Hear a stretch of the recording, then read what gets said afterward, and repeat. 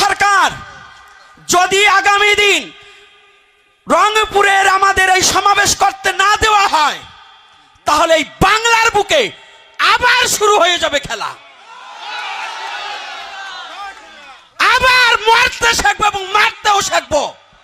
যদি সনাতনী জাতিকে আবার যদি অন্তর্বর্তী সরকার আমাদেরকে যদি এরকম ভাবে বিতাড়িত করা হয়, প্রশাসন দিয়ে সনাতনী জাতিকে নির্যাতন করা হচ্ছে, এবং এই মাত্র পাওয়া খবর, যদি এই খবর সত্য হয়ে থাকে, তাহলে আর ঘরে বসে থাকার সময় নেই।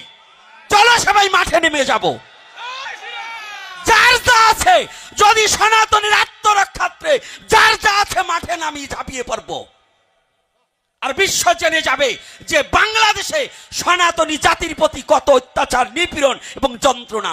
হোটেল থেকে বের করে দেওয়ার অধিকার কারো বাবার নয়। আমরা টাকা দিয়ে হোটেল ভাড়া করেছি।